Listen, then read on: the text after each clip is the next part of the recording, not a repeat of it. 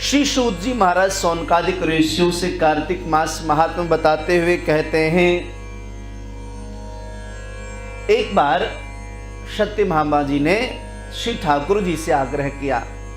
सत्यभामा श्री ठाकुर को बहुत प्रेम करती हैं। बोले सरकार, हमने सुना है कल्प वृक्ष जो है इसकी बड़ी महिमा है।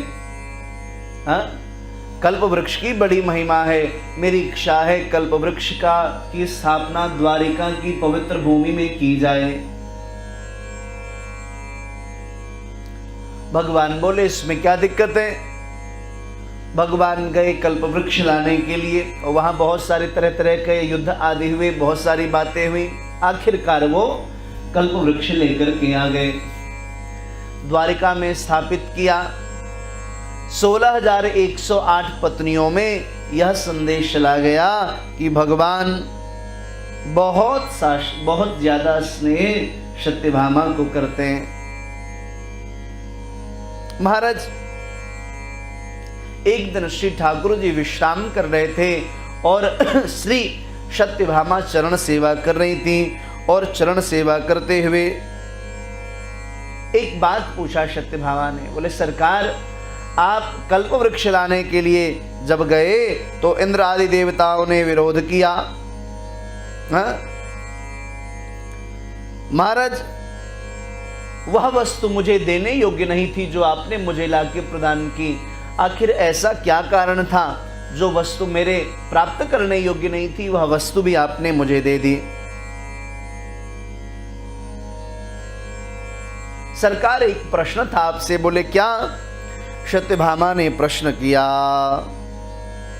दानं व्रतं तपो वापि किं पूर्वं कृतं मया येनाहं मर्त्यजा मर्त्ये भवातीता भवं किल। हे नाथ, मैंने पूर्वजन्म में ऐसा कौन सा दान व्रत तप किया था जिससे मृत्यु लोक में आप मुझे प्राप्त हो गए। सत्यभामा प्रश्न करती हैं कि मैंने ऐसा कौन सा पुण्य कर्म किया था मेरे प्राणनाथ। संत जन, ऋषि जन, ब्रह्मर्षि जन हजारों हजार लाखों लाख वर्ष तक तपस्या करते हैं, फिर भी आप उनको नहीं मिलते। सत्यभामा श्री ठाकुर जी को पूछती, बोले सरकार, मैंने ऐसा कौन सा पुण्य कर्म किया कि आप मुझे पद रूप में प्राप्त हो गए और इतना प्रेम करने लगे। मैं आपकी आखिर अर्धांगिनी कैसे बनी? मृत्युलोक में मेरा जन्म क्यों हुआ? मैं गरुड़ गामिनी हुई और आपके साथ मैं स्वर्ग आदि लोकों में नित्य भ्रमण करती हूँ। ऐसा कौन सा पुण्य किया मैंने ऐसा कौन सा शुभ कार्य किया? आप कृपा करके बताएं। भगवान बड़े प्रसन्न हुए। उन्होंने कहा, देवी सत्यभामा, आपके इन प्रश्नों का मैं उत्तर दूंगा, बहुत ध्यानपूर्वक श्रवण करिए।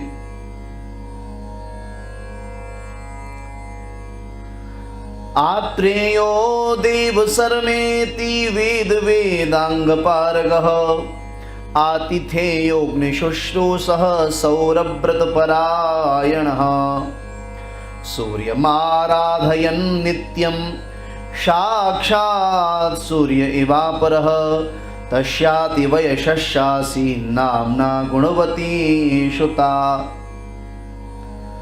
मैं आपकी पूर्वजन्म की कथा आपको श्रवण कराने जा रहा हूं, ध्यान पूर्वक श्रवण करें। भगवान सत्यभामा को कहते हैं, देवी,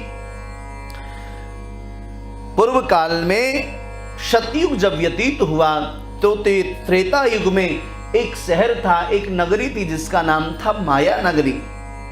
उस माया नगरी में अग्निहोत्र वेद वेदांगों को जानने वाले परम विद्वान ब्राह्मण हुए जिनका नाम था देवदत्त। देवदत्त नाम के ब्राह्मण के यहाँ पर नित्य अभ्यागतों की सेवा होती, नित्य हवन होता, सूर्य की आराधना होती। अतः सूर्य की आराधना करते करते देवदत्त दूसरे तेजस्वी ब्राह्मण के समान हो गए, दूसरे सूर्य के समान तेजस्वी हो गए। महाराज, धीरे धीरे करके वृद्धावस्था आई। जब वृद्धावस्था आई तब जाकर के देवदत्त नाम के ब्राह्मण के घर में बुढ़ापे में एक कन्या प्रकट हुई। ब्राह्मण देवता बड़े प्रसन्न हुए, बोले वृद्धावस्था में यह कन्या नहीं परमात्मा इस शक्ति के रूप में श्री राधा रानी के रूप में प्रकट हुए। महाराज उसके गुणों को देख करके देवदत्त जी ने उस ब्राह्मण कन्या का, अपनी कन्या का नाम रखा गुणवती। हाँ? पहले के नाम बड़े प्रिय होते थे। हाँ? जे इमरती देवी, हाँ? फूलवती, फूल कटोरी, फिर लोग राधा, सीता, रुक्मणी ऐसा नाम रखने लगे। अब आजकल तो महाराज ऐसे अलौकिक नाम होते हैं कि कितना वो बोल लीजिए, अपराध के अलावा कुछ लगेगा नहीं है। महाराज बड़ी हुई धीरे धीरे वह कन्या, उसका अपने चंद्र नाम के शिष्य के साथ देवदत्त ने विवाह कर दिया। महाराज के एक शिष्य थे जिसका नाम था चंद्र। महाराज पुत्रहीन देव शर्मा, देवदत्त शर्मा ने अपने शिष्य को ही पुत्र की भांति स्वीकार कर लिया। वही जामाता भी हैं, पुत्र भी हैं। महाराज दोनों बहुत काल तक विहार करते रहे, खूब स्नेह हुआ। एक दिन महाराज उनके शिष्य और दामाद जामाता चंद्र और पुत्री गुणवती महाराज कुशोत्पाटनी अमावस्या के पश्चात कार्तिक मास में भ्रमण करते हुए निर्जन वन में गए, ईंधन लाने के लिए, लकड़ी लाने के लिए। एक बड़े पर्वत के समीप भ्रमण कर रहे थे। उसी समय एक विशालकाय असुर आया। उनको देख करके दोनों स्तब्ध रह गए। महाराज इतने भयभीत हो गए कि बुद्धि काम नहीं की कि भागना भी चाहिए। कई बार ऐसा हमारे जीवन में हो जाता है। एक दिन महाराज जी मैं यहीं से अपनी गाड़ी लेके जा रहा था, पिछले 2 महीने पहले। सब लोग गाड़ी में बैठे थे, यमुना जी जा रहे थे, तो 2 सांड आपस में लड़ते हुए सामने आ गए। अब मैं नया नया ड्राइवर, वो भी उस दिन आया नहीं था, खुद ही गाड़ी ड्राइव करके मैं ले जा रहा था। अब मेरा मस्तिष्क काम नहीं करे, गाड़ी पीछे ले जाऊं, आगे ले जाऊं, करूं क्या। और एकदम जब सामने आ गया तो ख्याल आया पीछे कर सकता था गाड़ी, लेकिन बुद्धि ने काम नहीं किया। फिर ख्याल आया किसको भगाना चाहिए। मैं जगह बाहर निकला और मैं देख रहा, देवेंद्र को बोला भाई पानी वानी लेके आ। देवेंद्र नाम है क्या, वीरेंद्र को बोला पानी वानी लेकर के आओ। तो वह पानी लेकर के आया, उसके ऊपर डाला। तब तक तो वो लड़ता हुआ गाड़ी पे चढ़ गया आसान, सोचिए। और सब बच्चे और पत्नी सब उसी में बैठे सब। तो जब विषम परिस्थिति आती है तो बुद्धि काम नहीं करती। अभी ये घटना सुन करके, पढ़ करके ये बात मुझे याद आ गई कार्तिक मास महात्म्य में। विषम परिस्थिति में बुद्धि अपनी काम नहीं करती, इसलिए जीवन की रथ की डोर श्री ठाकुर जी के हाथ में सौंप देना चाहिए कि सरकार विषम परिस्थिति आए तो बुद्धि काम न करे, करे न करे तुम जानो क्या करना है, क्योंकि जीवन की डोर ही तुम्हारे हाथ में है। जीवन की डोर सो, कौन सा भजन है, जीवन की डोर सो हाथ दीनानाथ के, झोपड़ी में वास दे या कोठी में, महलों में वास दे। अर्जुन की भांति हम बन जाएं, सरकार जहां ले चलोगे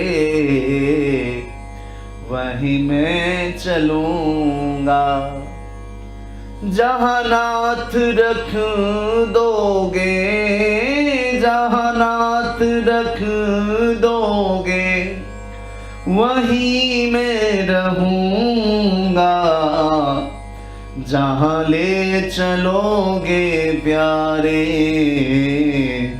वहीं मैं चलूंगा।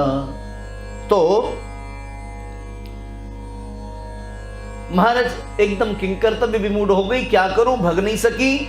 महाराज भगवती गुणवती और उनके पति चंद्र, अचानक वह दौड़ता हुआ राक्षस आया।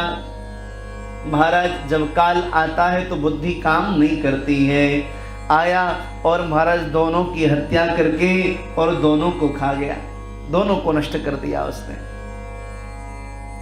महाराज दोनों की मृत्यु हो गई और नष्ट करके उनका भक्षण कर गया वह राक्षस। मरणोपरांत उस क्षेत्र के प्रभाव से और उन दोनों के धर्मात्मा होने के कारण भगवान श्रीमन नारायण के पार्षद आए। हम जो अभी भगवत भजन कर रहे हैं, अपने अपने घरों में बैठ कर के माला जप रहे हैं, हम यहाँ कथा सुना रहे हैं, आप कथा श्रवण कर रहे हो, तो इसका परिणाम अभी नहीं, जब विषम परिस्थिति आएगा, संकट काल आएगा, तो ये बैंक बैलेंस उस समय काम आएगा। और बैंक बैलेंस किसका बन रहा है? जो अभी कथा श्रवण कर रहे हैं, अभी कार्तिक मास का सदुपयोग कर रहे हैं, माला कर रहे हैं, वह बैंक बैलेंस बना रहे हैं। और विषम काल में उनको यह काम आएगा। विषम परिस्थिति में जो अपने अपने घरों में सो रहे हैं, जिनको निंद्रा से फुर्सत नहीं है, उन पर क्या कृपा होगी? इसलिए अपने स्वजनों को भी जगाइए भैया, सुंदर सुनहरा अवसर है, जग जाओ, कार्तिक कल्प मास है, एक अनूठा सवेरा होने वाला इस कोरोना काल में।